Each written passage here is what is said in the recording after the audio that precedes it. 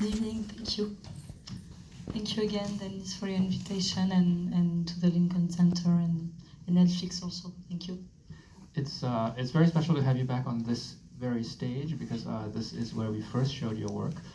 We did a pairing of Atlantique, your short from 2009, and also your medium-length film Le Soleil in 2014. So it's in this very room. So it's nice to have you back here. So as I said, these dialogues are an opportunity for us to have a sort of more expansive conversation. We'll talk a little bit about how many people here have not seen Atlantics. Okay, very few. Okay, we won't spoil anything, but we will also talk about your other films. But also just speak more generally about your career. So we'll just start with a simple question and take it back to the beginning. If you can tell us a little bit about how you came to cinema. People,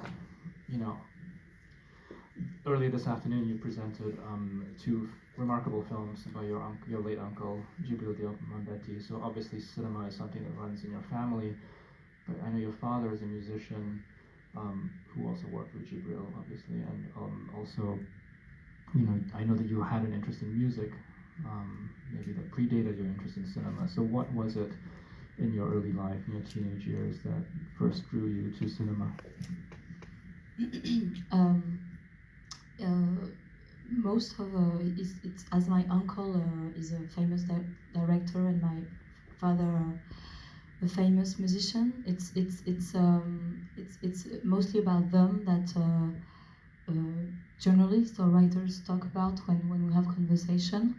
But of course they both influence me a lot. But I was kind of not that.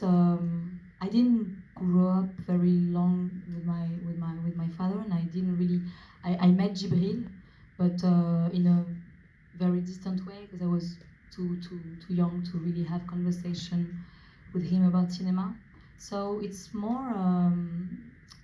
I was raised in a very very creative and extremely dynamic family with. Almost only artists. My mother was a photographer first before working as a artistic director in commercial. She was, but in the 80s, so in a moment where commercial was still very creative and and closer to art. Yes, so I was very. I really grew up in a very rich and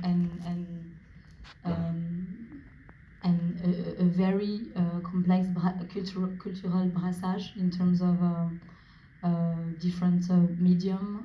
My mother was a photographer, my father was a musician but was also painting, and I discovered the films of my uncle little by little as I was discovering, amongst other filmmakers. I think it's also the back and forth between two cultures from Africa to France, but also the chance to have traveled a lot and to have experienced different group of people of class, which really I was very privileged to be exposed to very different, very various. A group of people and places and I think so. Yeah, so I first came to sound. I previously really wanted to become a musician, a singer, but I was also doing photography. And then after high school, I went to do this theater residency. So I experienced relationship with text and with actors, and I guess all that different experience lead me to cinema. It took me a while to really connect my cinematographic heritage. It kind of reappeared later, but I guess cinema is definitely a very natural continuity to my the very polyvalent different members of my family. And as I was as interested by paint, by dance, by photography and sound, it was also a way not to have to choose one art amongst other. And first, I was more into I'm definitely first of all a visual. I feel I'm first of all a visual artist. So that my first language is image and sound. And before I started to be interested by building stories and narration, I was definitely, and I still feel even though I'm through this feature and through Mille Soleil, I'm discovering I don't know the art and the work of writing, but and I'm more and more interested by it.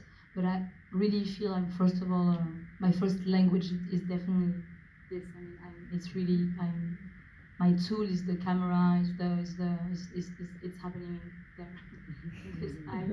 So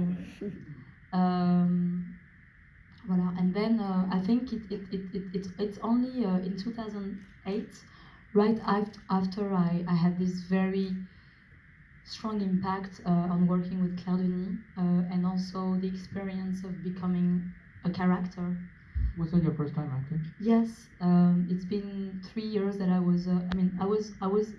I did a first short film in 2004 that I auto-produced with and I just reunite 3 friends as actors, and we did it with nothing. It was just a first shot, and then I entered Le Frénois because I was looking for more a laboratoire. Something where I could just try, just make film and not. I think I really wanted to escape the cinema school because I also had the privilege to be born in a family where it's something that, my father, my uncle, and my mother are all autodidact. I don't know how you say autodidact. It's the same word. The same. So I guess it's a bit of a. I felt I could really learn cinema by making it. But I still went to Frénois to meet my generation because I felt that cinema is both a lonely and a very collective place.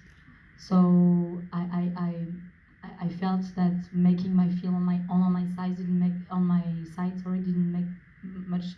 much sense. I needed to do it next to other filmmakers, and so that's why I wanted to enter a structure.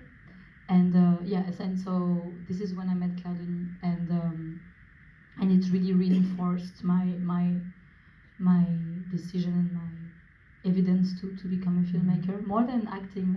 I didn't. Right. So you were at Le Frénois making films, and you met Claire. I just entered Le Frénois, and 3 months after I just had met Grégoire Collin. I have just met Grégoire Collin, one of the Claire Denis films. Yeah. Yes, and 3 months later he gave me a call and told me that Claire was starting working on a feature called 35 Shots of Rum, and that she was looking for a person close to me, a mixed girl of my age, and so we met, and it was what was that meeting like? Quite an evidence. What was that first meeting with Claire like? For me, it was very, very crazy because I was already her work was already very important to me, and at the time a few French directors were important to me. I would say 3 or 4 were really fondateurs, and she was one of them. And the essay, the audition was to dance with Grégoire Collin on Marvin Gaye. So, yeah, it was nice. Dancing is important in the film. So.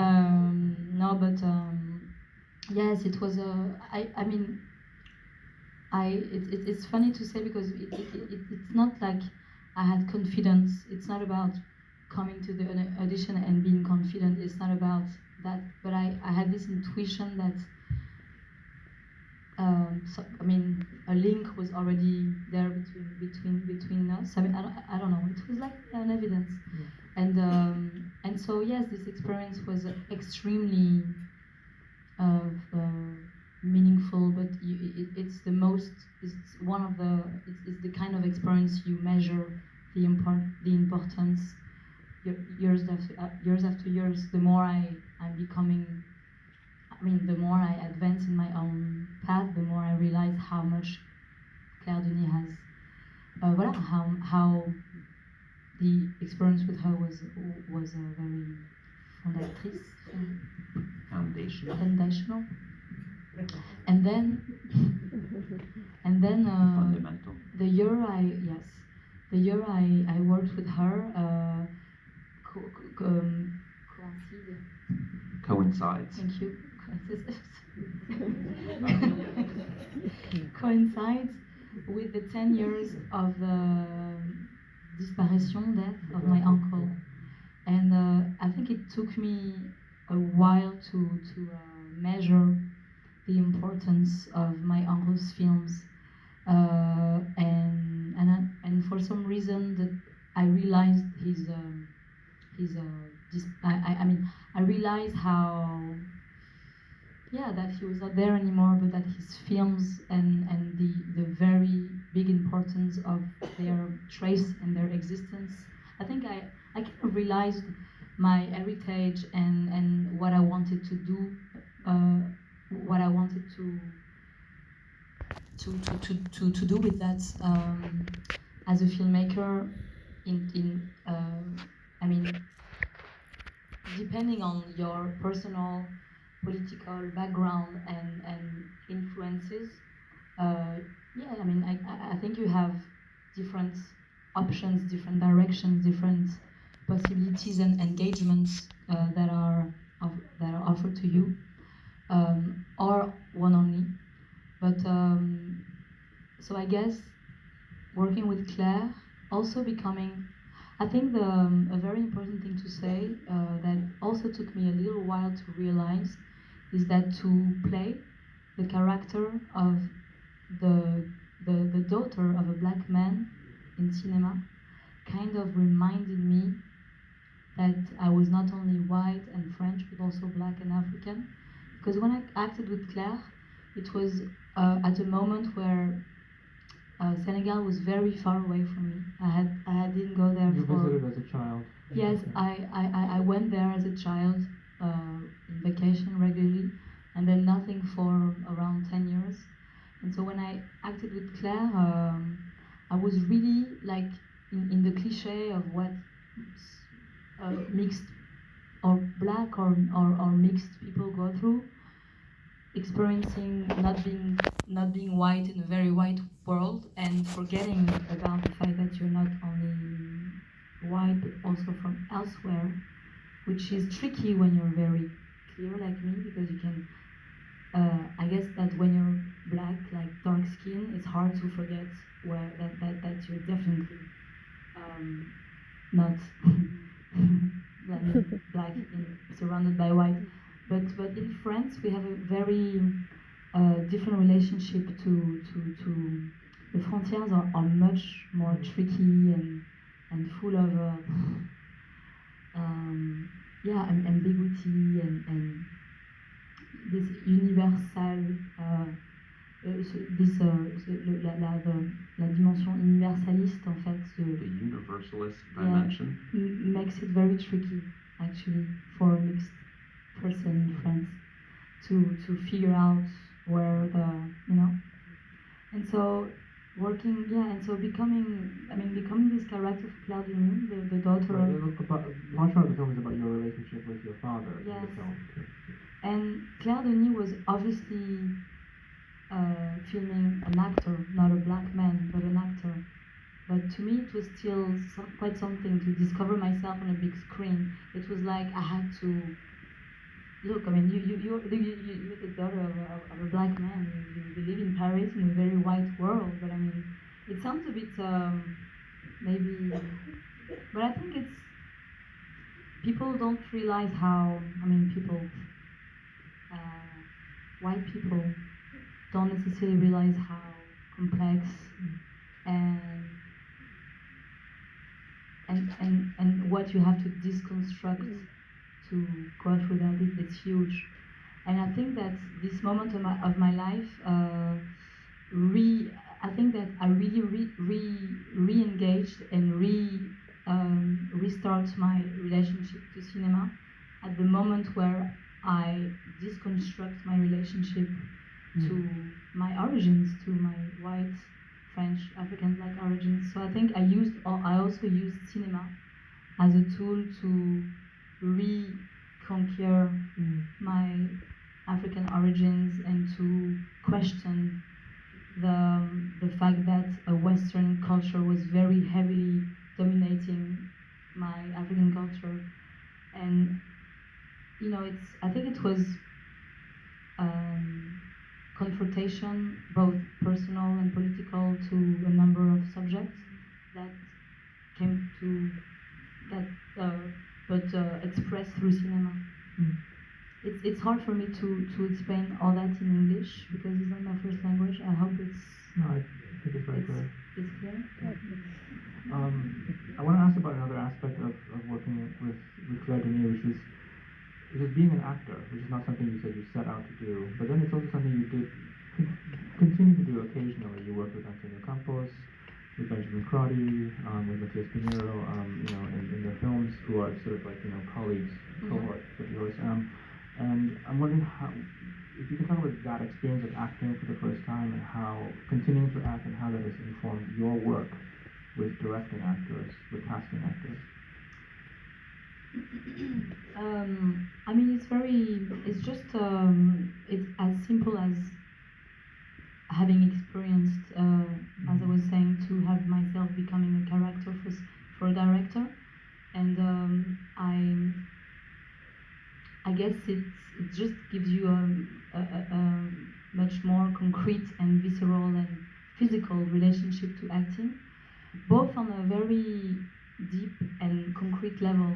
Deep because it's hard to explain what is it to become a character. It's because it's quite I don't know. It's an experience that is hard to explain, but it's also on a very concrete level, like how vulnerable, how it puts you at a vulnerable place, how you know what an actor needs, and it's just I don't know. It's I just guess you just approach it in a much more sensitive way, I think, and maybe it also makes the link between writing a character, choosing the actor, and recognizing, for example, for street casting. I think maybe to be an actor myself makes me recognize in a very much more visceral and intuitive way the character I've imagined and wrote myself. That is why, of course, a lot of the work is of course about rehearsal and getting the actor to understand very, very precisely what she or he is defending, but it's mostly about choosing, not even choosing, but recognizing your character through thousands of people in the street. Even though casting is just not hanging, it's not about just walking the street and wonder. There's a very methodic way to go find the actor. For example, for Suleiman in Atlantics, I went to find him on a work construction site. So the person who acts has a social relationship to, not a coherence, a social coherence with the character. But yes, I think the fact to act just it makes acting, writing, and directing a one and same dynamic. It's not like three-part thing. It's one same gesture and link. Yeah. Yeah. So, okay, to come back to your time at Le Frenoir, so you were at school around the time that you made the film Eclair, and you made Atlantique, the short, when you were at Le Frenoir? That was your graduation film? In fact, so it was 3 months at Le Frenoir. I left for the film of Claire, and after I finished the shooting with Claire, I still had a couple of months before re-entering at Le Frenoir. And it's really at that moment where I kind of it was really the starting point of everything. I didn't have any producer at the time because I was really starting. I auto-produced travel to start shooting. And at the time, yes, so as I told you, it was 10 years, the 10 years of my uncle's disparition. Passing. Merci. And I started to question my father about the shootings of Djibril because my father was not only the musician of his films, but also his main collaborator in everything. So I started to question him about how Djibril was shooting and asking him stories about the shootings and the making. And this is how I discovered. I was mostly asking him about Tukibuki because it's the film of Djibril that interests me the most, and this is when I discovered the story behind the characters of Tukibuki. So in Tukibuki, so you're not lost. The two main actors. The story, not for the actors. It's in the 70s and it's about a couple of young marginal kids who wish to travel to Europe, but not in a despair way as the youth of the thousand that is treated in my movie. It's in the 70s, so it's a more romantic relationship to migration where they just after the independence wanted to reinvent themselves elsewhere.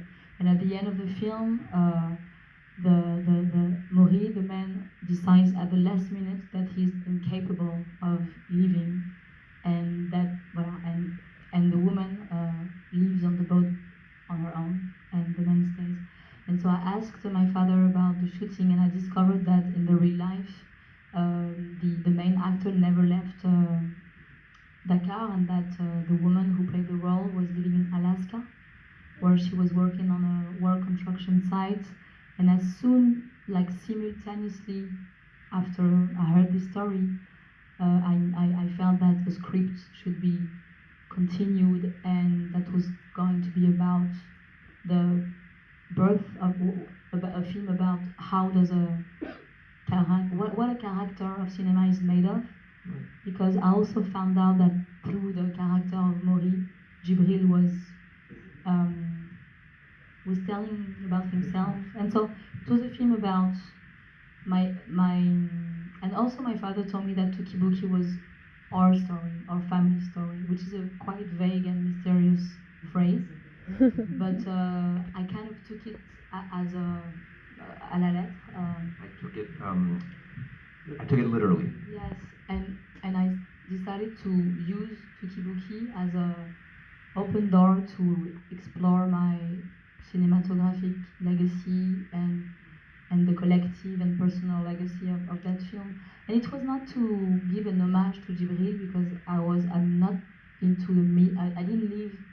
Yes, I obviously was raised in there's definitely a legend and a myth dimension, but the idea was not to give an homage to my uncle. The idea was really to make a film about another film, to talk about the Senegal of today through to confront two generations, mine and the generation of my uncle, about the subject of migration and exile. It was not.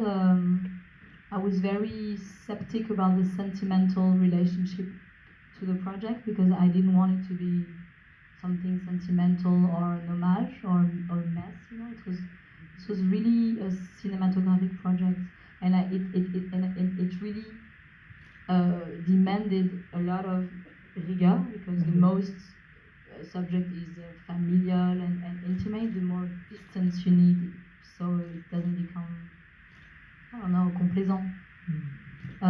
So it was a wonderful experience in terms of experimental writing, and because it was a very, very complex object of cinema to make, to have a dialogue with another film, that it's a masterpiece from your uncle when you haven't done films yourself before. So a confrontation, also maybe a way to confront this masterpiece in the family, so that I could do my own thing after. Get it over with. Yeah. but also, yeah. I mean, So wait, about the we presence. should clarify. And You're describing Mille Soleil, A Thousand Suns, but you. So this was something that you already had in mind when you were working with your earlier short films. Mille Soleil was a. Mille Soleil is the first I mean, except this very short film I made in 2004 called Last Night. Mille Soleil is the first thing you had in yes, mind. and then. But you made 3 other.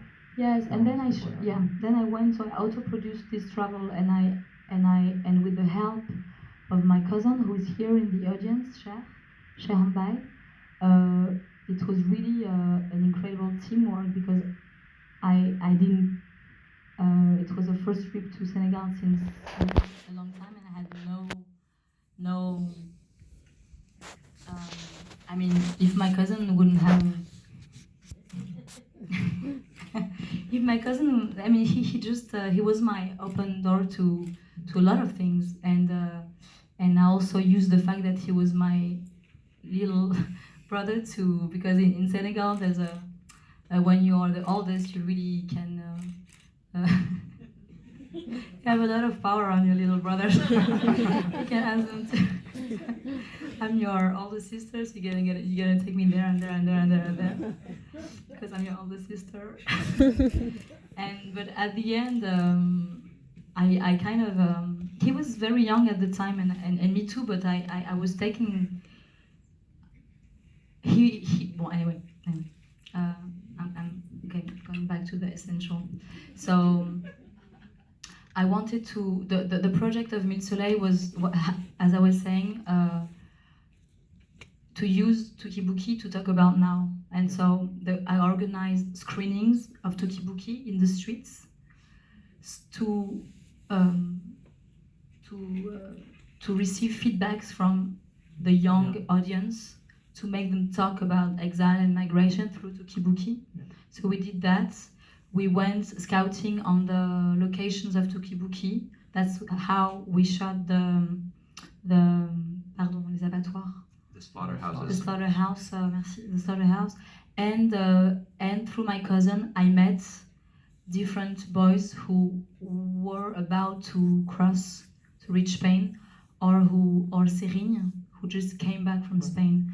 And so I should say that when I traveled to Dakar to make Mille Soleil, it was a time where a lot of young people were migrating. And so I really arrived, and Cher was living at my aunt's house, which was in a very popular neighborhood full of young people.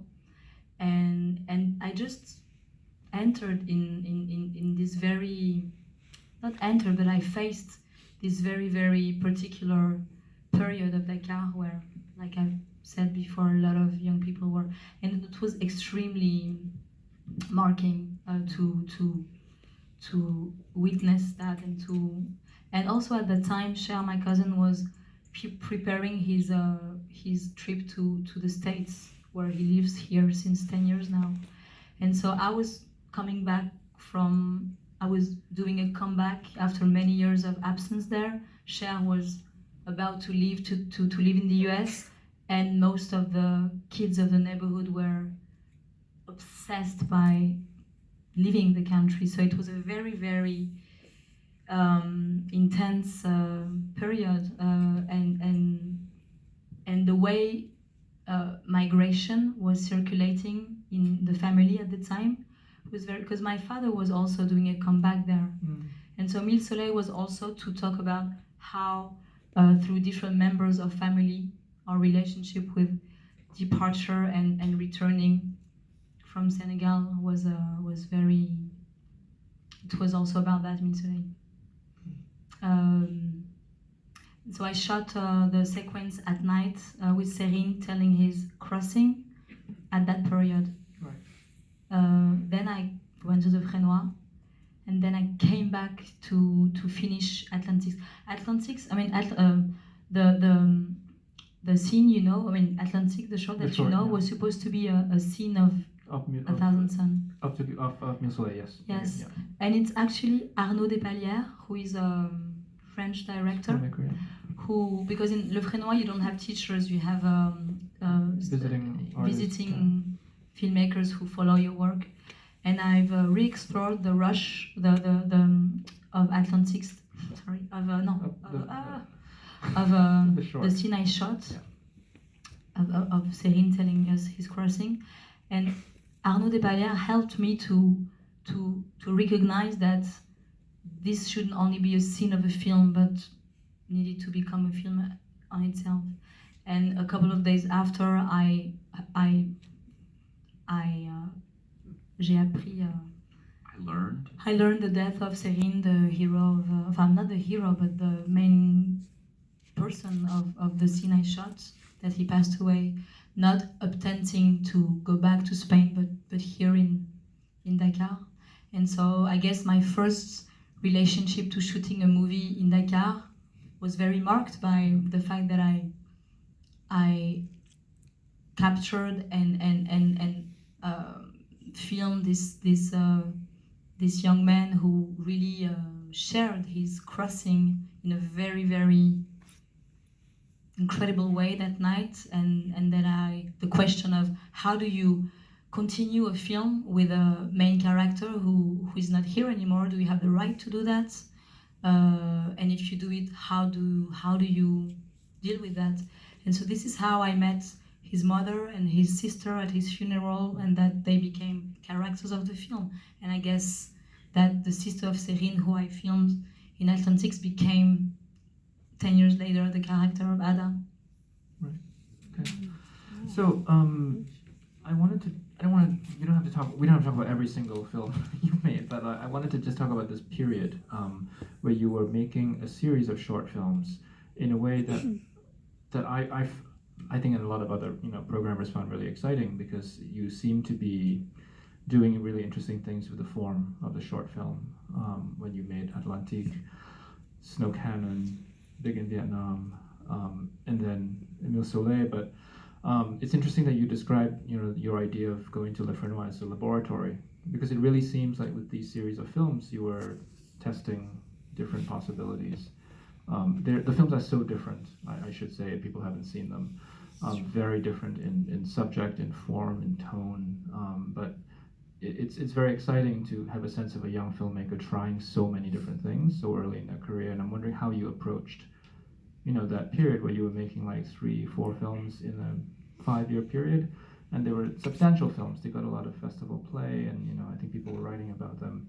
But it was interesting to me. Every time I saw one of your films, I was like, this isn't like the last one, and like Big in Vietnam is so different from Snow Cannon and so on. Sorry, I think it has a lot to do with the context. There's definitely a different relationship, approach, personal link to the film I shoot in Dakar and the others, because the film I do in Dakar come from both very personal and political urgency caused by a situation that obliged me to react to a situation, to also in terms of morale. It confronted me to questions that goes beyond cinema, and where also really found a point of meeting between personal and political dynamic. And then it's also, and it's very important to talk about that because it's not only about ideas, imaginary, and projects. It's also about meeting different people, producers who give birth to different dispositifs of production, and who, for example, Big in Vietnam was alors, comment on dit déjà une commande? Commission? Oh, thank you. A commission by a producer from Marseille who proposed me to do a film in Marseille with a certain budget and to work with actors of the region. So it was a kind of an exercise. And at that time I had only directed Atlantics, the short. I had never worked with a professional actor, so for me it was a great exercise. And so that was the constraints for these: a certain budget, a city, and a group of actors. So I passed audition. I met 60 different actors, had them audition them, which I never did before. I wrote, and I decided not to write a script, then to meet the actors but as I didn't know the actors, I decided to first cast them and then write from them, which is a quite particular. And so it became between fiction and documentary because it was also about them at the end, not about which actor they were, but more about them. And it happens that most of them were French, but originally from Vietnam, which was on an unconscious level a way to talk about my own double culture through them. And so the process of writing and rehearsal with them was definitely experimental because the script was that I co-wrote with my friend Thierry de Peretti was really the first script I wrote was really based on the rehearsal with the actors because I was just trying things and experimenting, writing and rehearsal, and so it became Big in Vietnam. Then I met another producer who proposed me. It's kind of another commission. It's a very French particular producing situation where when producers have produced enough films a year, they have a certain amount of money to propose a project to a director. And so Charlotte Vincent from Aurora Film proposed that to me, which was very